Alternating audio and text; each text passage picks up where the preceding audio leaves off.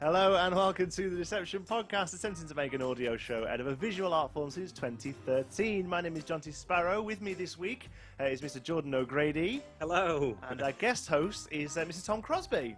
Hello. We've been trying to get Tom on for quite a while, actually, but he's a busy man. He's either busy or asleep. Yeah, I slept through last week. Turns out we went to get him on last week and we couldn't get in touch, and I was really worried. I got hold of him later that day. I was like, is everything okay?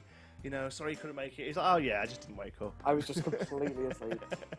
So that's good. You don't sleep with that. You don't sleep with Aaron, do you? Yeah, because he's the same. He don't get up either. Not as far as I know. It is. Big congratulations to ourselves are in order. Not Tom. Tom's done nothing to help with this, but it's episode number 50 today, which is a bit of a milestone. The original plan was that episode 50 would be nearly coming up to a year of doing shows, because obviously we do a weekly show. That's obviously gone out of the water. We're now into our third year of doing Deception Podcast, and we've only just got to episode 50. So rather than try and keep birthdays stuck to a sort of an time, thing. yeah, we're going to do numbers. So the next time you'll hear us sort of bum ourselves will be episode 100. I thought you were going to say 52. Yeah, 52. I feel like there should be something special for 52. Do you think? Actually, it would have been good to save the masturbate question for week 52, really, wouldn't it? What, and just purely do something about it being factorial or something? Yeah. That would have been good. Or maybe we still can. Who knows? Who knows what's going on? I don't even know what's happening this episode, to be honest, let alone 52. That's like 2 episodes away, so that's like 3 months, I think, by our schedule. Right, so let's drive in some magic news. Traveling the world of prestidigitation and bringing back the interesting bits. This is Magic News. Somebody has emailed us again saying that Aaron doesn't say prestidigitation. You need to be able to say it, don't we? Yeah, in that clip. I'm not re-recording it, and I'll tell you why. The song that he's playing in the background. Traveling the world of prestidigitation and bringing back the interesting. He's definitely saying, it's prestidigitation, he's saying? Yes, there's an extra syllable that he's missing out, isn't it? It's prestidigitation. Yeah, so It's easy for you Don't to say. hate it's hard, something. man. Don't That bit of music, right, is a song called "You're from Texas," okay, and that version was a live band playing on Radio 2. And I thought, do you know what? It's not copyright. I'm having 15 seconds of that because it's dead good. But now I can't find it anywhere, and I haven't got it saved anywhere in separate files, so I can't re-record that without that music. No, it doesn't exist. That version was just a live band on Radio 2 doing it once. Right. It doesn't sound like that, so that's what it is. Anyway, so that's why he still says it wrong, and he will say it wrong for as long as So if you see him, you need show. to abuse him and tell him he said it wrong. You do. Right, stories then. First of all, we have a little cut back to something we spoke about last week, but I'm so unprofessional that I haven't got the text up, so just give me 1 second. Doc McStuffins? No, something we spoke about last week. I often forget that the people we talk about on this show are real, if that makes sense. You know, a lot of the time we talk about things that have happened in the news. You know, somebody is doing something for charity, or this magician's performing here or performing there, and I often forget that they're real people. And I just want to point out first of all that although we do take the mickey quite a bit on this show, it's only ever light-hearted, and it's only ever meant in the best possible way. We take the mickey out of other magicians, we take the mickey out of magic in general, we take the mickey out of ourselves quite a bit as well, So I just want you to know that it's only ever meant in jest, and we obviously all love this industry, and the only reason we do this at all is because we're interested in the subject matter. And so I often forget that the people we talk about are real people. And I really always forget that we actually have quite a decent listenership now. And there is a possibility... We've got 5 people now, haven't we? 5 whole people, yeah, mine, not including us 3. But there is a big possibility that the people we talk about may well be listeners to the show, which is something that happened last week when we spoke about Kyle Wallace messing up his hand with Smash and Stab. So Carl got in touch regarding it, actually. Now, we've actually gone back and forth and had quite a good chat about this with Carl. And I'm not going to go read into all of this. I'm not going to go into the full details because I'd be here for an hour. But a few things I wanted to point out that Carl's happily mentioned. He's put, "Hi, John. So you listen to your show every week, and I'm a big fan. I switched it on this week in the absolute expectation of hearing myself getting an absolute mullering from you, and you didn't disappoint. In fact, I was expecting worst, if I'm honest." So the point he wants to make is that even though he told the newspaper that he was using a new method, that's not actually true. He's used John Allen's perfect score for pain game, thank you, for quite a while now, and that's the standard method he's used for years, in fact. But it turns out Carl's not very well, and I've spoke about it, and he doesn't really want me to go into the full details, but he's not very well, and unfortunately part of the condition meant that at that moment he had a bit of a medical issue and sort of lost his train of thought, and that's what would cause the problem. It was nothing with the prop. He knows exactly how the prop works, and of course the prop is 100% safe if you're in a decent state of mind, which unfortunately Carl wasn't at that moment. He's told the newspaper that it was a new method purely to try and put the onus on him and not on the trick itself, so that he was hoping people wouldn't go sort of searching for the trick.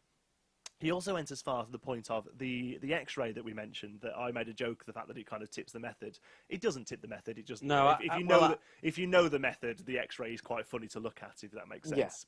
But he actually went as far as sending the X-ray image to a friend of his who can do Photoshop to photo the tip of the heading of the nail before he sent it to the newspaper. Unfortunately, there was a bit of cross wires, and the newspaper got hold of the X-ray themselves and was published, and then he felt that once it was published without the head on, to then sort of replace it with one of the head would probably draw too much attention to it. I've said to Carl, I think he's totally overthinking it. I don't think any layman is looking at that picture and going, "There's no head on that nail. That obviously is heavy." You know what I mean? I don't think any layman's bothered with that at all. But then we went back and forth, yes, and I just wanted to point out, I said to him privately, but I just wanted to say it again, that that none of anything we said was in ill will, and everything we ever say on this show is only meant to be a light-hearted derision at best, and it's never, there's never a level of contempt in there at all.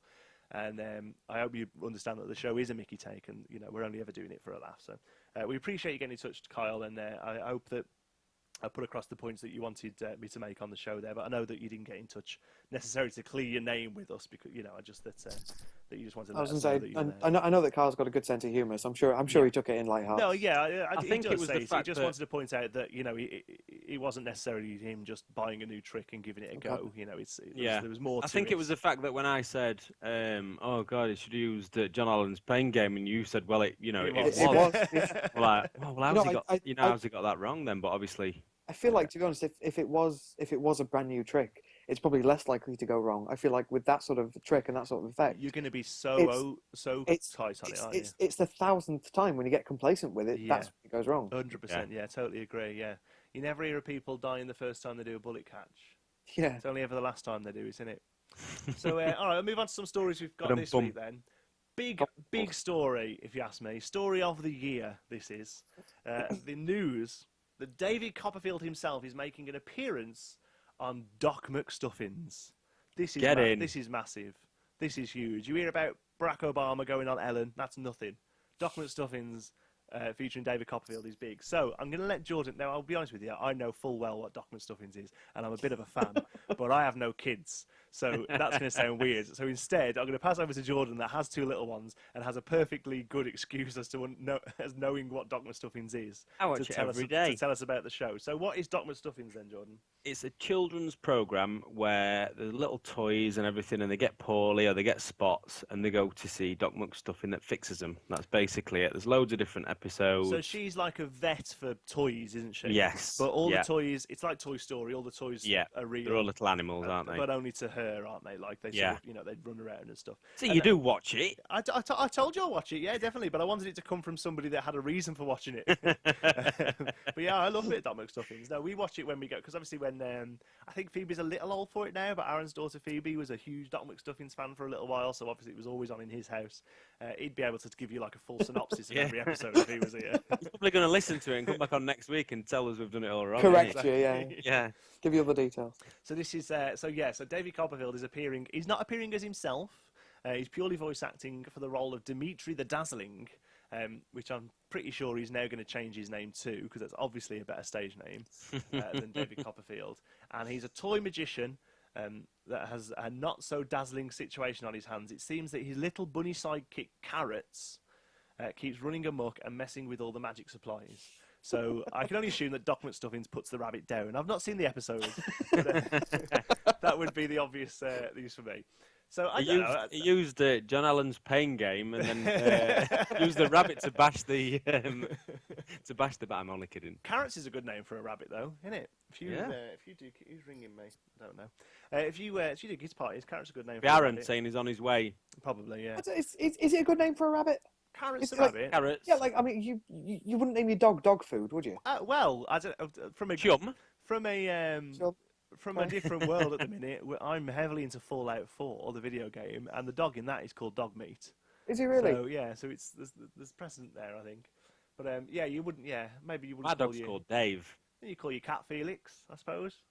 Yeah. So there's an existential quandary there. Was the cat food named after the cat, Yeah, or was the cat named after the cat food? Well, We'll never it's like know. Caesar. Yeah, exactly. Well, that was named after Julius, I think. But which came To first? be honest, I think there were dogs before Julius Caesar. So was he named after the dogs? Probably. I have it on good authority. I was there. So I mean, there's no news story here. David Copperfield's done some voice acting, but I thought it was cute. I don't know, because he was in Scrubs as well, wasn't he? He's done a bit, yeah. He was really funny in Scrubs, actually. Although it He was had only a sort of great bit moment in part. Scrubs. He was, Oh, magic! He came across sort of very self-aware, very knowing. Yeah. I don't know. The thing is with Copperfield, I think, is he's often sort of put behind this sort of sheen, isn't he? This sort of like, because he's so big, I think, and because he's so well. He is a superstar. Yeah, superstar. Yeah, exactly. He's famous for. I mean, he's obviously famous for being a magician, but everyone knows who David Copperfield is, whether they know him as a magician or not. Yeah. He's massive, and he's massive all the world over, and he's got far too much money, and the guy's huge. And I think sometimes that you forget that, at the end of the day, he's a bloke. Jordan, you met him briefly at Magic Live, didn't you? Only very briefly. He's got a couple of your lung testers, hasn't he? He has. Didn't buy them off you though, did he?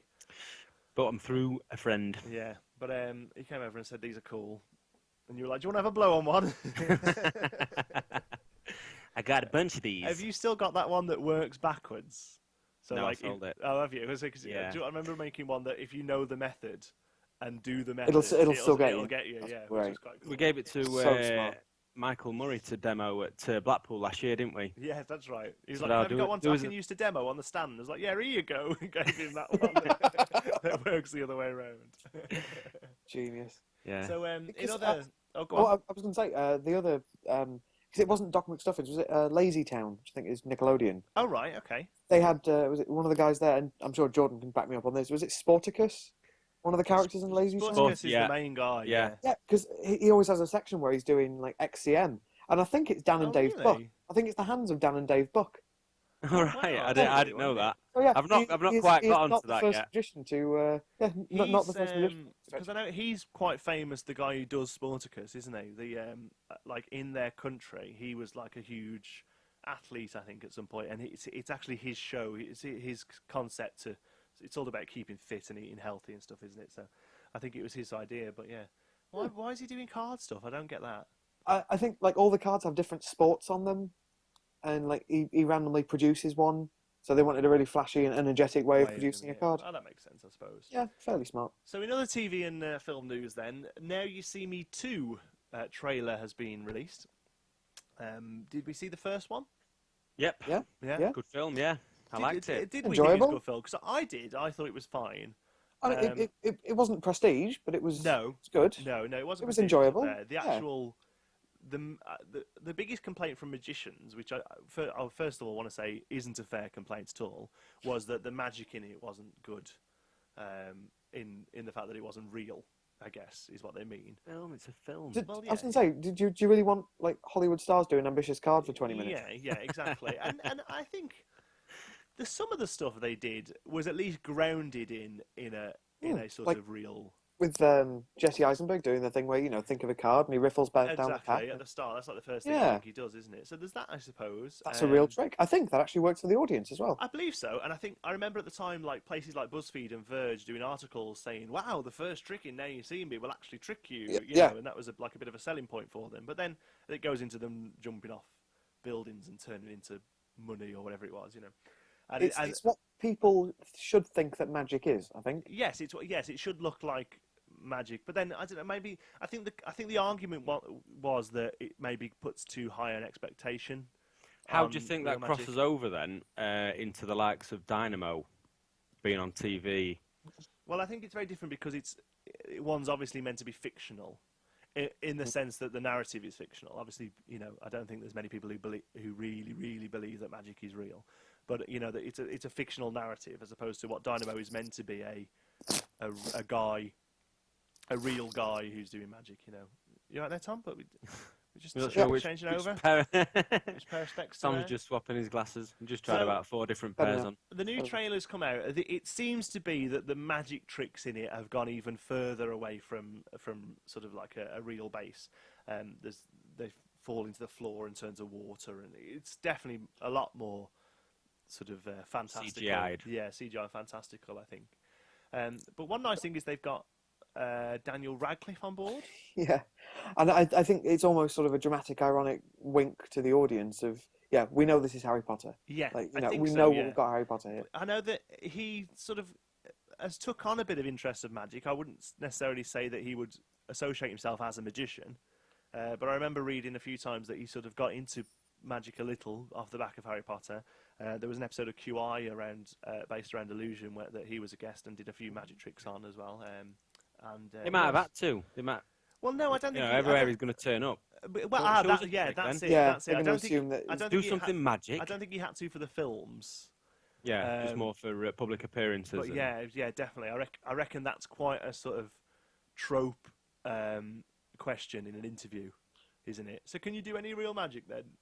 Eddie can pull out a pack of cards. There was one thing that struck me after the first one came out, because Dave Franco, I think, was one of the main characters. Was that right? Yeah, he was the sort of cheeky, guy. sleight of hand guy. Yeah. He was taught how to do some magic by, I think, Andre Jake Right. at is it Theory 11, I think? Yeah. Yeah, or wherever he was at the time. And in exchange, they got an interview with him for Theory 11. Oh, okay. And it comes across on the interview, and I don't know if you've seen this, but it comes across as if he is sort of, as this celebrity who's now learned to do a couple of card tricks.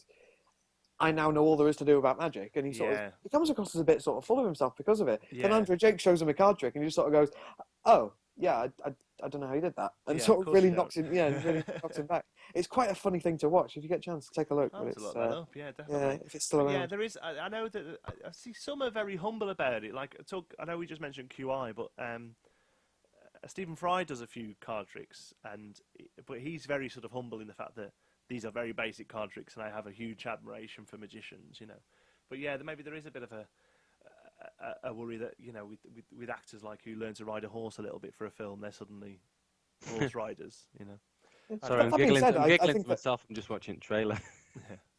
That being said, I feel like a lot of the modern day TV magicians, they might as well be actors. I feel like actors will probably do a better job, and that's not my theory. I'm quoting Luke Jamay, but I feel like actors nowadays will probably do better jobs at being magicians than magicians would. That's an interesting point. Yeah, when it comes down to the fact that this one magician is technically a front man for a team that's producing this show, that maybe somebody who has magical ability but needs training in the performance side may be less useful than somebody who's trained as already a good performer, yeah, and can be taught the magic ability. Going That's deep interesting. here, aren't we? That's an interesting point, though, isn't it? Yeah. Well, I mean, a lot of, and I mean, obviously not to detract from Dynamo at all, because he's worked very hard to get where he is, but a lot of the stuff that he's doing doesn't require any or much skill to perform. No, not really. A lot of it's going on, sort of behind the camera, and you guys know what I'm talking about. Yeah, but, or even just like even the stuff that is happening in front of the camera. A lot of it is sort of self-working, or to an extent, sort of something you could learn the mechanics of at least in a day. And people always say, oh well, it's not about that; it's about the performance. But that's the point, isn't it? If you can find somebody who is good at performing, you imagine teaching a good card trick to Willem Dafoe.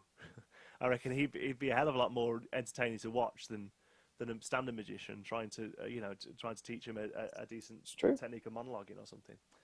And that being said, as we all know, the difficult stuff isn't normally the stuff you go out and perform for people. Yeah. It's not normally the easy stuff that goes down best anyway. Yeah, exactly.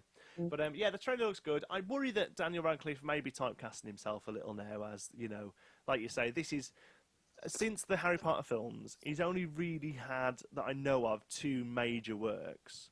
One was whatever that play was where he got naked. I remember that being a thing.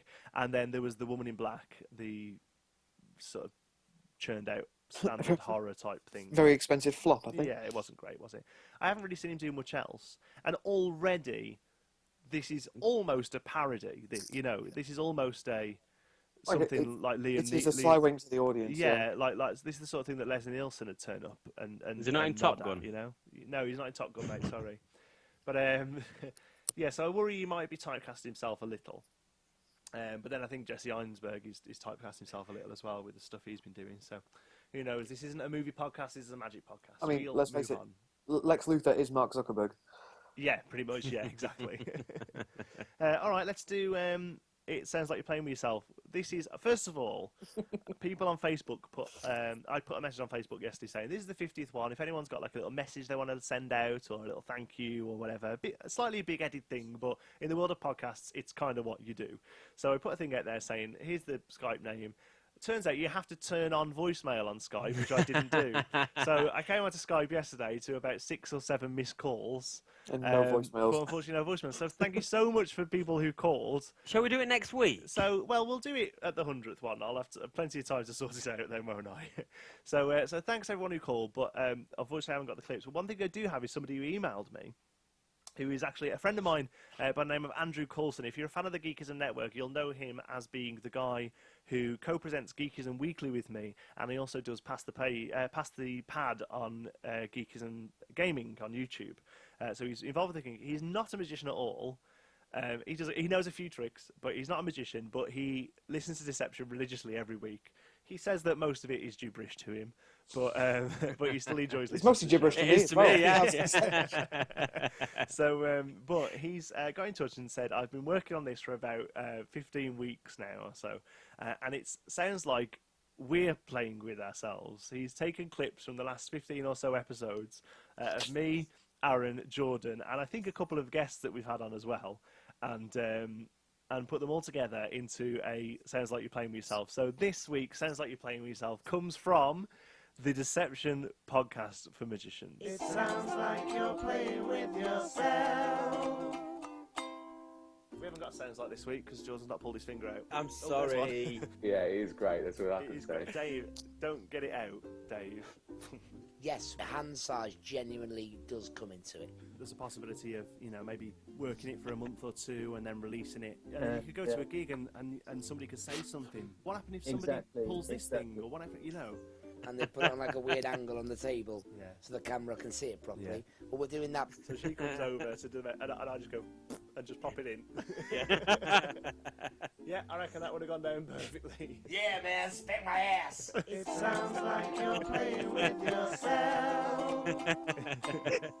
That's good.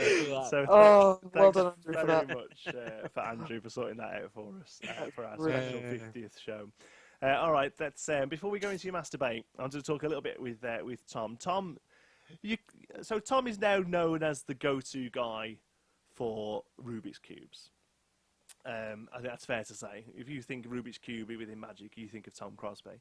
So why Rubik's Cubes? Where did that come from? You know what? Actually, it leads perfectly onto a masturbate question. Okay. But I needed something other than cards, quite frankly. Funnily enough, I got into Rubik's Cubes as a side hobby because when I started doing Magic full time, I lost my hobby, and I'm sure you guys have had the same. Magic was my hobby; it was all I ever did, really. Mm-hmm. So I thought, I'll pick up something else to, as a side hobby. Started doing the Rubik's Cube, and then after talking to Garrett Thomas, started putting it in the act, and then of course I lost that hobby as well. So when you say put it into the act, was the first thing you did was just like a quick solve then? The first thing I did was an instant solve. I never thought of being able to perform it. With I used to have one of the gimmicked cubes, which I still use from time to time, but a special cube that did it for you. Yeah. And so I performed with that while still practicing and getting quicker at solving it. Yeah. And then just sort of ended up coming up with some of my own stuff. Because I'm not a creative magician. Excuse me. I don't. I mean, you can.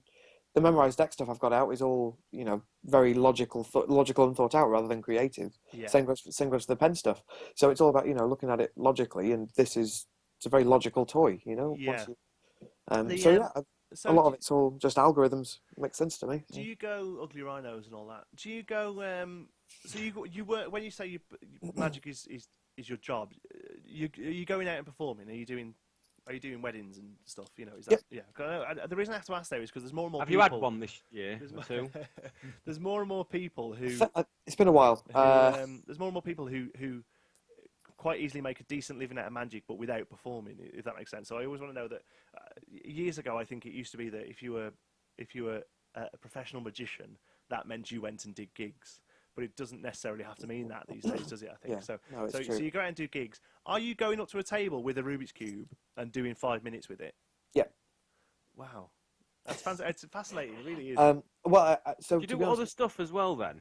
yeah. Oh, yeah, massively. Yeah. I mean, in fact, at the moment, I'm working on a routine. I won't say too much, but I'm working on a routine with a Rubik's Cube and a deck of cards. And a few people have seen it and such. But it's a Rubik's Cube and a deck of cards and Sponge Rabbit. So the Rubik's Cube becomes almost like a running gag rather than a one-piece prop. It's your sort of thing. It's your Yeah. funny tie. It's your. So, do you know what I mean? It's Yeah. It's your sort Completely. of little mnemonic type thing. Yeah. Yeah, and it's like my logo it's a Rubik's Cube. Carefully designed by Annabelle de Vetten, bless her heart. But she designed me a Rubik's Cube logo because I was doing stuff with a Rubik's Cube. But now, if I go to a wedding fair and there are 3-4 magicians there, You're the people Rubik's Cube guy. people go home and go, oh, which one was that? Which one was that? Oh, that must have been the guy with the Rubik's Cube. So I don't know. I like to think it works that way. I don't know if it does, but As opposed to the other three, who are the guys with the pack of cards. Yeah. Which leads us into our masturbate question quite nicely, I think. But the other thing is, you've just unfortunately we got you on a little late to plug it, but it doesn't seem to matter. It seems to have gone down very well anyway. But you've recently done a kind of like what would you call it? A mini lecture tour, I guess. I guess like a mini workshop days, tour. yeah. Yeah, it was like 3 Sundays in November. Last one was just last Sunday. I did Edinburgh, Bristol, and York. Yeah. Because I live in York. That wasn't a really weird. I could say that's quite an running odd order. sort Yeah. of way of Yeah, doing no, it. Yeah. it was fine. So York was just going back home from Yeah, Bristol. York was home. And yeah, we sort of had about 10, 12 people come to each one. And yeah, so the first 2 hours of a 6-hour workshop were teaching people how to solve it. Yeah. Though that being said, most people that came to the workshops could already solve it, which was great. I would imagine so. Yeah, imagine if you're giving up a day to do Rubik's Cube stuff, you've already got an interest. I would imagine. Yeah, which was generally how it went. Although a lot of people did come along. I felt bad really because if you came along not knowing how to solve a cube, the first 2 hours were really helpful, and then the next sort of 3 or 4 hours were quite like overwhelming. Quite a big curve going up. Yeah. Whereas if you already knew how to solve a cube, the first 2 hours were quite boring for you. And then, So what do you do then? You've got a 6-hour workshop. Your first 2 hours are solving, and then what are the other? It was other hours made up of a quick break for lunch, and then just routines, magic with a cube, covering different methods, covering different presentations, different ideas. All sorts. Sounds great. So it went down well. Are you looking at doing them again? Really Or? There's been interest about doing it again. I don't know if I will. I'm keen to, but yeah, we'll see how that goes. That's the thing. I sort of had when I put the call out for this one, it was I had about 20 odd people near Bristol saying, "Oh, I'll come along to it," and then I think we had about 10 people at Bristol. Oh, that's all. So it was nice and it was worth doing. Don't get me wrong. Yeah. But that was the thing, and I said this from day one. I was never doing it to make money off it. No. I didn't want to make a loss from it. No, but, we didn't want to cost you anything. Yeah. That was the thing. So it was. It's the same with when we do Deception Convention. If everyone who said they were coming came, I'd have paid. Be a rich man. I'd have paid my mortgage. Yeah, definitely. So you've kind of got to take that with a pinch of salt with stuff like this. You always have. Yeah, definitely. Did you start? I had a good excuse. I was in Spain. Yeah. Did you do it as a bit of a jam? Sorry, go on. I was just going to say about Spain. Are you back there again? Will you be going back? Do you think? Or? Honestly, it won't be up to me if I do. I mean, I'd love to go back. I had a whale of a time. Yeah. We were going to talk about this last week, weren't we, John T? Yeah, we were. Yeah. So this is about the chamber. Yeah, if you don't know what I'm talking about, this is Chamber of Secrets, which is Matt Wright's .eu in Torremolinos. Yep. So it's like a dinner theatre, dinner cabaret show. It's just a cabaret. We don't do dinner. Oh, right, okay. And every time I tell this to magicians, we always sort of get oh really? But it's all inclusive drinks. Yeah. So I think it's about this year at least, it was €33, and that's all inclusive drinks. From the minute you come in, and you get a full 2.5 hour show. Yeah, no, and I think it's that's good. bargain, that, it sounds horrific, like trying to perform to an audience full of people that have got free ale. several empty jugs of lager sat in front of them. Although to be fair, we only ever had one person abuse it, and that was Andy James. when he came over with Mark Bennett, and he was the only person to really get and it's watered down to frig anyway, isn't it? So when Mark Bennett was drinking pints of wine, weren't he? Yeah, that's it. Yeah, no, he was necking it. No, to be fair, like we never had anyone really abuse it. You could feel the atmosphere change. I'd love to go, but it's going to sound really, really horrible, but it's not meant to be. That's just not the sort of place we holiday. Do you know what I mean? But you would holiday. I would. Yeah. You know what? It wouldn't be the place I'd go. Yeah. Generally, Like, but you know what? I was really surprised by it. It's much nicer than I expected it to be. It's still got its rough parts, but everywhere does. You know. Actually, the Chamber of Secrets probably is in one of the rougher parts, but so it was easier. You know, it's a main road, so it's fine. Yeah. No, I'm sure it's good, but we did look. I went for a week. I went over to meet my parents. Have a month in Spain every year, and I went over for a week with them this year, just for a cheap sort of week away, and that was in Garucha. I was looking to see if it was doable, but it was a bit of a stretch, unfortunately, just to get up for the day. Yeah. That being said, I mean, we had people coming over to see the show that was staying in Madrid. Which is it's a good few hours drive. Yeah. We had some people come up from Morocco, and it was like it's quite humbling, really. To see people coming from the only literally thing, other countries. because I looked at getting put onto my dad's car insurance for the day, so I could drive over, but it just wasn't on to do. And without a car, it was just a bit too tricky. So, what's the format of it then? So. Do you have different people on, or is it just? No, I'm assuming Alana sings, does she? Yeah. There are three of us. It's me. It's Matthew Wright, if you know Matt, and Matthew's fiance, Alana Love, and the three of us, and we all live together, and we all do the show together. So I'm outside doing close-up magic as they're getting ready inside. So I'm just doing a bit of close-up, meeting people, and then I've got a little buzzer that goes off when Alana's ready. We take them in one group at a time. Alana seats them, takes the money off them, seats them, and then Matt sorts out the drinks. Once everyone's in and sat down, we start the show. And it's a show in 3 halves, because it's a magic show. We can do what we want, 3 halves. And it's, in fact, by having 3 halves, it means that it's actually a show and a half. So you're getting real value for money. Are you just doing the script now? More or less.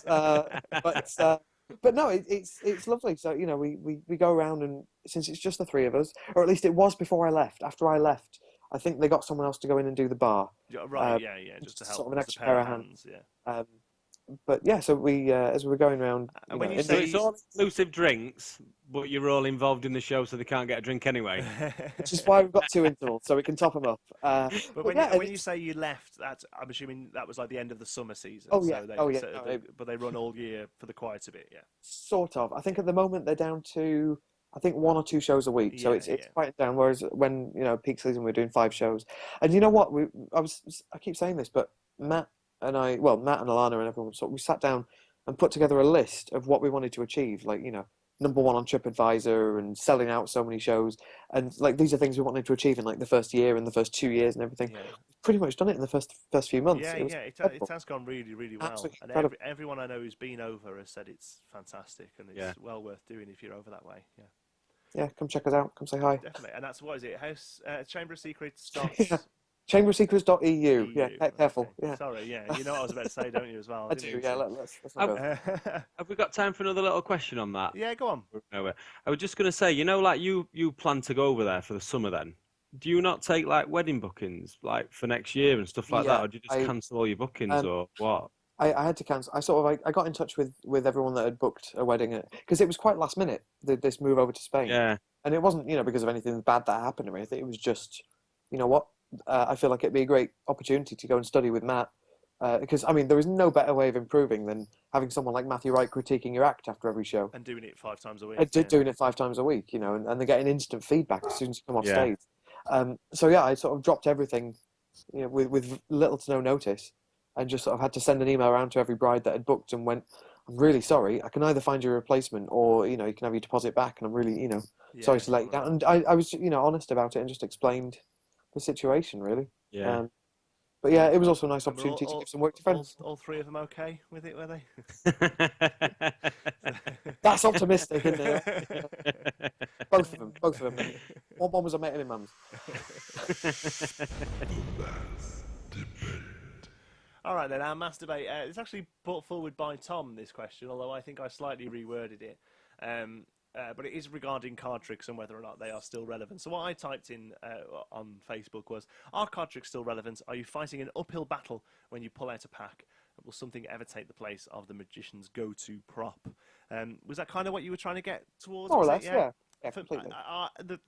The uphill battle thing was my sort of take on it, but that was definitely how I feel in some ways with a pack of cards. You take that pack of cards out and there's an image already in their heads, isn't there, of what's going to go and happen. Yeah. So we'll do some comments anyway, and then we'll see where we are. So Jordan Murphy, friend of the show, Jordan Murphy says, I believe card tricks are relevant, but it's up to us to make them more than just card tricks. Everyone has their own ambitious card routine for a reason, but we must strive to do more than pick a card, find a card, style effects. Very good point. Yep. Chris Whitlock says, when you are at a gig, the clients and guests instantly recognise you as a magician when you pull out a pack of cards, and it's your own personality and presentation of the card trick that matters. Magicians are associated with card tricks in the general public's eye. I'll read a few more of these, and then I'm going to have a break for us to sort of comment on them. Sean McCree says, in truth, I don't think it's about the card tricks per se. It's about picking the right ones for you and routining them to have maximum impact for lay people, along with a variety of textures, as it were. Say the first card is chosen, the next may be thought of, and the next be a four-of-a-kind production, in effect, used, and so on. Magicians and a deck of cards are practically synonymous to a layperson, but by keeping away from the kind of card tricks that Uncle Ernie used to do, keeping the plots direct and making them entertaining with a good hook, keeping the process to effect ratio to a minimum, plus looking like there's some skill, people regularly ask me how long it takes to learn to do the stuff I do, which implies they perceive it as a skill level way beyond what they could imagine themselves doing. However, that said, I don't present them as magic, but rather that as a product of skill. It works for me anyway. I think Sean's hit the nail on the head there. I do, but there's one thing that all three of those have mentioned that I'm going to come back to in a minute, because I think Jack does as well. And so I'm going to say Jack's comment. Jack Brister has put, they are still Can you relevant. read it like Jack, please? No, like Aaron? No, because I'm not a horrible bastard like Aaron is. They are still relevant. I only use a deck of cards when I work, and I've never had a complaint. People who say they aren't relevant need to take a look at their performance as opposed to just blaming the cards and moving on. I don't do traditional effects such as ambitious card or pick a card, now let me find it, because I think they can get a touch tedious. Instead, I attempt to get the spectators to think about what I'm doing and get involved with the effect. I think this creates the kind of atmosphere that other styles of magic have that card magic seems to inherently lack. As soon as there is audience participation, I believe card tricks become as good as any other form of magic. One thing that all of them are mentioned there, Jack to a lesser extent, I think he sort of owns what he's doing a little bit more than the others. But they've all there are making the point that card tricks can work despite them being card tricks. That card magic is okay despite the fact that you're having still to a use card trick. Yeah. And that's the point. Card tricks are fine, but you have to put a lot of work into them to make them not just card tricks. And that's the point was trying to get to in the first place. That why do we limit ourselves to having to start at this point that on its own isn't good enough?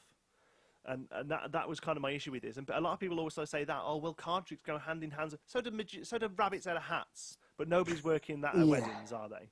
You know, I think Chris Whitlock sums it up quite well, but he makes the point that people recognise you as a magician. Because a deck of cards is a prop that everyone recognises. Yeah. Like everyone recognises a deck of cards in the same way that everyone recognises a coin, and a mobile phone. So why don't we walk around holding magic wands? Yeah, exactly. But I mean, but that being said, I don't think it's. I mean, that is a prop that people put with magic with magicians, but it's not something that everyone knows what it does. Yeah. And I don't. I'm not justifying this, but. You know what I mean? Like basically, find things that magicians use that everyone recognises and knows how it works and knows what it is, Yeah. So I'm not saying use a deck of cards. In fact, I'm saying the opposite. Don't limit yourself to a deck of cards. Find other things that everyone recognises, rather than just a deck of, you know what I mean? Yeah. Jordan, you in took of breath then, as if you wanted to say something. Drop the mic. No, all right. Yeah, he did. Jonty dropped his mic. Yeah. Sorry, I love I like to think that All right. I like to think that after 50 episodes of this, I've got quite good at playing the devil's advocate. I think I'm really getting the hang of it now. Oh no, I'd much rather play devil's advocate because I Yeah. generally dislike card tricks. Yeah, no, I know. I use them, but I would rather not. I think in some ways. I Well, use them, but I think there can be a good mixture of stuff. It doesn't. You don't have to go up to a table and do 20 minutes of card tricks. Yeah, but then I there are think- people Well, who look, do it's and do well. Yeah, but I mean, if you've ever Yeah, done a all right, table, yeah. if you've ever done a couple of card tricks, have you ever been, have you ever been asked the question? Oh, that's very good. Do you do anything other than cards? Yeah. Well, sorry, yeah, no, I haven't. I'm not sure I have actually, but I can Then imagine. you're I can imagine probably that- not doing enough card tricks to No, begin. yeah, no, I do one card routine at a There you table go. tops, yeah, but I can imagine maybe that people think that more than they say it though. Yeah, I I just wonder think if there's something I else, just yeah. personally think for a show, if you're going up to a table and doing a little close-up show, there should be a little bit of everything. Yeah, yeah. well, I think or a nice variety. It doesn't have to be, just card tricks or just Rubik's Cube tricks. Although I'm sure you could probably do easy an hour on Rubik's.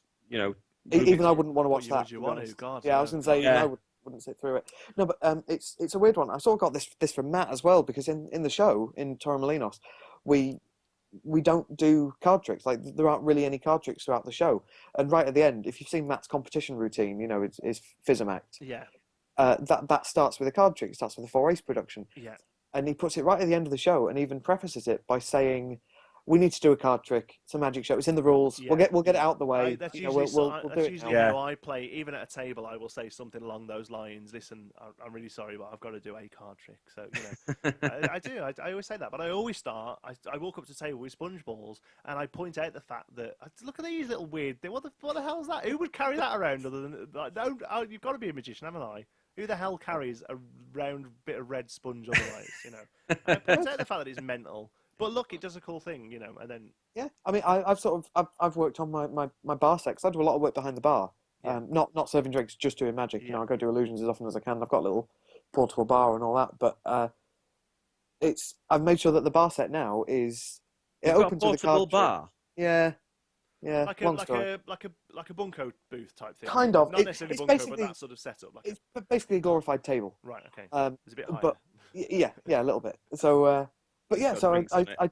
I take it along to gigs, and it's like a 15-minute set that is, it's a card trick, then it's not a card trick, and I deliberately, if I'm going to do a couple of card tricks, I'll put something that's not a card trick in between it. Yeah. Just to, Yeah, just and break it up. I'm almost apologetic. I know, like you and Aaron were saying this last week. Almost apologising for doing. Yeah. I'll do it. I'll do it quick, and we'll get it out of the way, and we'll Yeah. move on. And just sort of. But almost that's apologising for Yeah, doing it. that that's comes- probably not good though, is it? That honestly, if I'm being sort of critical about it now, that's probably not good. I mean, that I we don't know, say but that. that's your style, isn't yeah, it? Yeah, like yeah. I think That that's comes what it down to your style and how you're performing.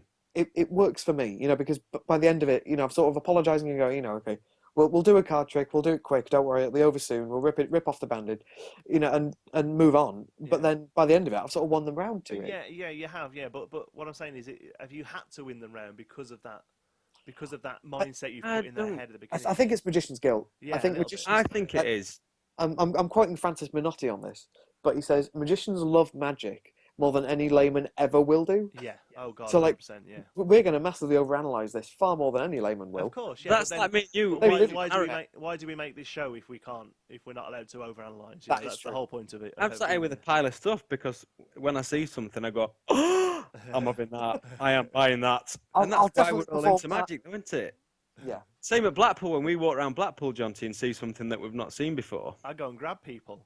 I go and get people. Like what was the one last year? Was that Wiener tits. was it last year or the year before? The guy, I think Darren used it in his last show. The box. The box that you put your hand You in. put your hand in, yeah. Yeah. Oh my God! I went and I saw it and I walked and I went and grabbed Aaron. And I brought Aaron back and said, "What's this?" And then me and Aaron watched it and we walked off and we grabbed Jordan and we brought. And I spent the whole weekend just grabbing people and standing them in front of this box and watching their reaction. Yeah. Fantastic. Excuse me, can you do the box thing again? All right, let's read a few more comments. Tom Mullinger, friend of the show, Tom Mullinger has put, with a single deck of cards, I can entertain, and I mean actually entertain, not just perform at, a single person, a table of people, or a room full of people. With a deck of cards, I can tell stories, I can project my character, I can do positive readings, I can make people laugh, I can get people involved, I can make strangers into heroes or magicians for a moment, and I can get strangers talking. I can get people screaming, I can make couples remember when they first met, and I can create moments and memories for people. So yes, they are still relevant. I believe they will remain relevant for a long time, and a long time to come.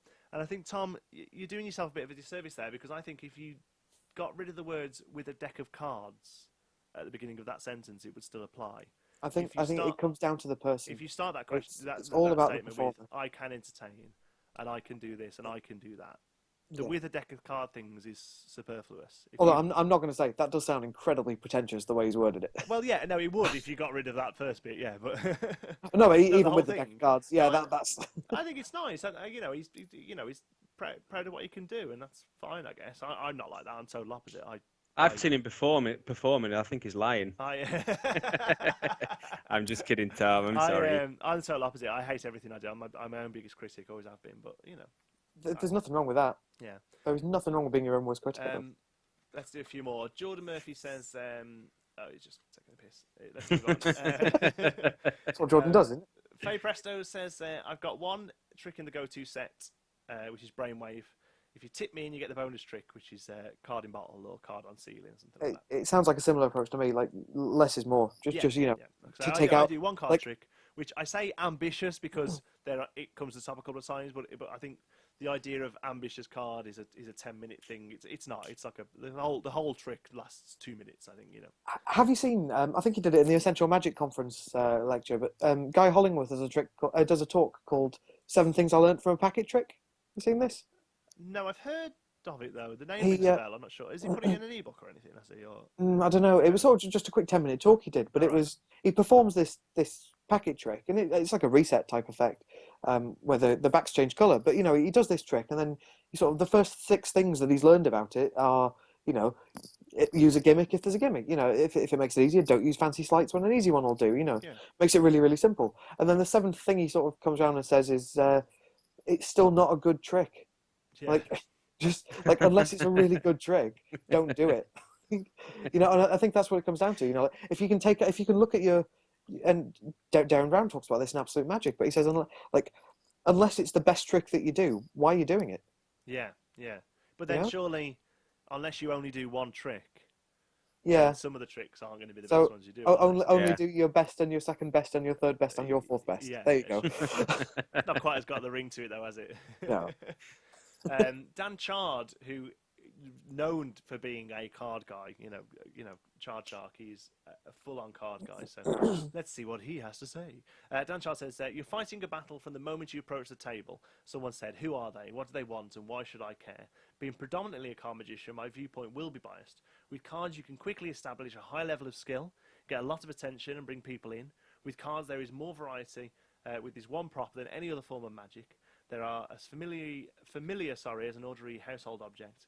As Tom mentioned, you can do story tricks, quick visual effects, showstoppers, omni-deck, card to impossible location, card on ceiling. I would agree this question might be raised. A lot of impractical card stuff is released.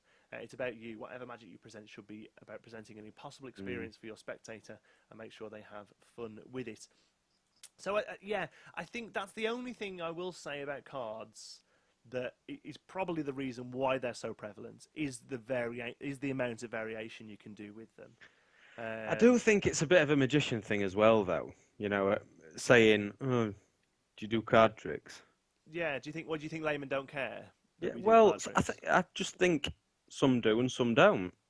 I think, but the point Some there is people that like card tricks, some people Yeah. don't. I think it's the thing is like you said there with cards is you can pretty much this whole sort of what is it, 7? There's 7 things we can do. We can appear, Yeah. we can disappear, we can transpose, things like that. You can do all those with cards. Whereas if you go to let me think of an example that's relatively versatile. Rope, for instance.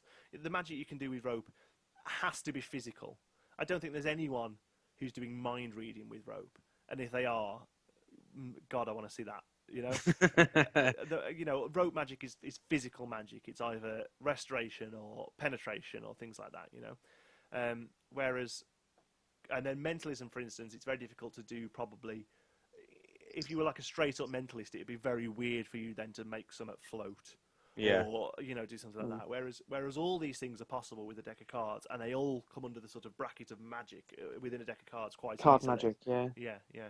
So maybe that's what it is. Maybe that's why they're so.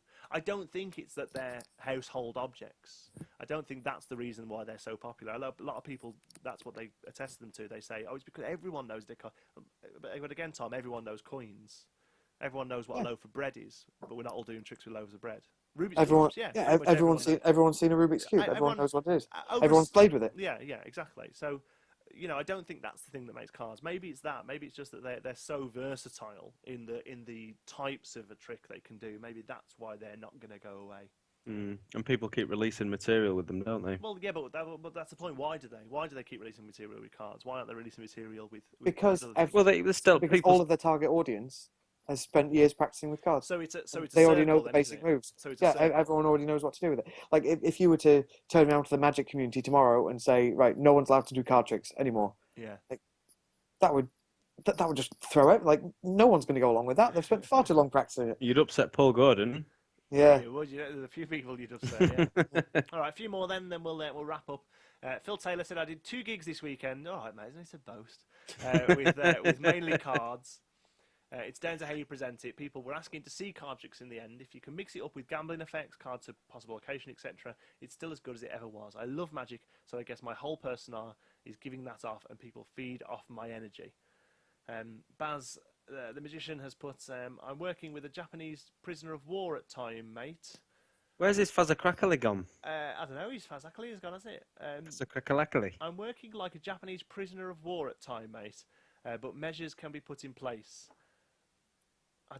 Hang on, I'm going to go and press see more. Sorry. He's got see more. I was going to say that's a weird thing to come out with. We'll come back to you, Baz. Chris Piercy said there's an amazing plethora of card tricks out there, and done properly, they are as strong as anything else out there. There has to be variety in there if you're doing more than a few card tricks, but any good performer shouldn't struggle with that at all. And Stacey Smith has said, personally, I hate card tricks, even though my working repertoire contains 5 of them. This is exactly where I am with you, Stacey. I'm totally behind you. I use every single one of them to explain why I hate card tricks and frame it in a way that will get the card-hating audience on my side. She goes on to say more, but again, Jordan hasn't clicked see more. No, it's there, mate.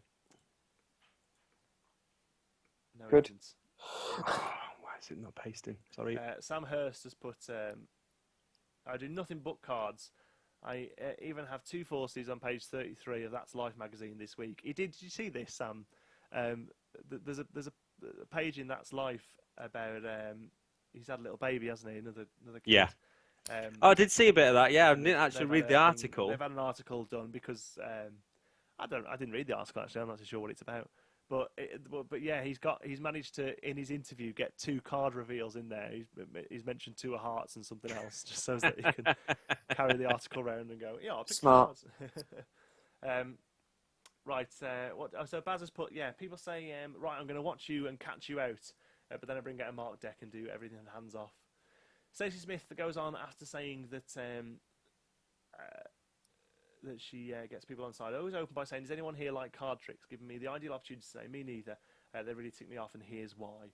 I doubt that many people with an all-card repertoire will ever ask this question and would rather simply assume a polite, quiet audience is complicit in their ensuing cartomancy. Thus far, however, no one has ever actually said that they don't like card tricks. I guess people actually do like them, which isn't what I expected. I disagree. It's people being polite. I guess it's just me that doesn't like them. No, I think if you're standing there as the magician and you ask if people like card tricks, the British public will say yes because they are polite. It isn't because they like card tricks. Right, any other thoughts there? Yeah, I feel like because I believe that one of the big responses to this will be, I get great reactions with card tricks. Card tricks must be good, but it comes back to Kieran can do tricks with anything. Yeah. And get a great reaction. I feel exactly. like if you're Kieran getting does a good trick with reaction, a bag of soil, yeah, gets a great reaction. Yeah, that was funny. That was brilliant. So what you need is a bag of soil. What? I feel like if you are getting a good reaction with a magic trick, it's because you're a likable person and you're entertaining and you're fun. And like I say, a lot of people there will comment saying that card tricks are good despite the fact, they can be good despite the fact that they're card tricks. And part of me thinks, is there something else out there that we can use that, I just think variety. We don't have to have that despite bit. Like I say, we mentioned Kieran, but I think Is to the Max is a really good example of it because it's so different. At the end of the day, that you don't need any personality to perform that. If you walked up to somebody... What did you call it? To the Max? To the Max, yeah, the thing with the block of ice. You got wrong name. It's Element, mate. Oh, right, okay, yeah, sorry, forgot about that. If you walked up to somebody and never said a word, got a bit of paper out, lit it on fire, and dropped a block of ice in their hand, they would be moved in some way. If you then turn around and say, "Now pick a card," yeah, yeah, exactly. you just killed it. What I'm saying Yeah. is that card tricks need presentation, and they need this and they need that, and a lot of Magic does. To be fair, we're using cards as an example today. That all needs to be sorted, and why not? Why are we not using the material that doesn't need any of that, so that when we put that on it, it's even better? Does that make sense? I'm not sure whether in my head it makes sense, but I'm not sure. I don't know. I don't know. I'm going to bring this into my act. Be cool. Stay away from fire. I'm going to flash produce it. Is Remember it one of these? them? How good's that? I used to love them. Didn't Charlie Fry use that as a vanishing ruler? He has one of them that looks like a ruler, and then just like curls it up around his wrist, and it vanishes. You can if you just hold it like this, no, the other way, and then hold it long ways, vertically, and just click it on one side. No, just click it. Who needs a flip stick? Open it up. Yeah. If you click it just dead quick, it'll wrap around your thumb on one hand. There you go. Just put your fingers forward. If you don't know what we're on about, those things that wrap around your wrist. Yeah, I've got some pencil. Oh, I've got a cube here. Look, when we're finished, I need you to show me how to finish it. Well, you should have been there on Sunday. Clockwise. Red. Got it's okay. it? Yeah. We'll do it another time. All right, wicked. That's all we got time for tonight. Then, thanks very much. Oh, go on. Plug. Just a quick public service announcement. Oh yes. It's just please to the general Magic community. If something crops up on YouTube that you see, or BuzzFeed, or Upworthy, or whatever, that's about a Rubik's Cube, please don't tag me in it. I've probably seen it. Yeah, I see this. For some reason, it always shows me. But for a few times a day, I see a video of a Rubik's Cube, and it'll either be a fast solve, or it'll be like somebody's built a machine that solves them. Or it'll be Stephen Brundage on American telly. Yeah, Steve Brundage. Or it'll be like a lamp. Yeah, that's what I forward, Tom. Have you seen this on Firebox or whatever it is? I guarantee. Got it here. Tom. Yeah, I guarantee Tom's seen it. Tom has seen the lamp. You have no need to show Tom the lamp. There we go. I just think I've just found the name of the show. Right, thanks for watching then, folks. You can find us on all the usual channels. We're on Facebook at facebook.com/ I'm getting the music right here. Look at this. I'm all over the place. You can find us on Facebook at facebook.com/Deception Magic. You can find us Deception Podcast. Sorry, you can find us on Twitter at Deception Magic. And all the usual places where else you can subscribe to us on iTunes and on Stitcher Radio. We would love it if you gave us a review on iTunes as well. If you have time, you go to our iTunes page, click Submit a Review, and write something nice about us. That would be very, very nice. You can find us all individually. I'm on Twitter at Jonty Sparrow. I'm on Twitter at Jordan O'Grady, but I do Facebook. I'm on Twitter at Geek Magician, but probably better off finding me either on Facebook or on Instagram. I'm at Tom the Magician. There we go. Thanks very much for watching, guys, and we'll see you next week. I love you. Bye. Bye.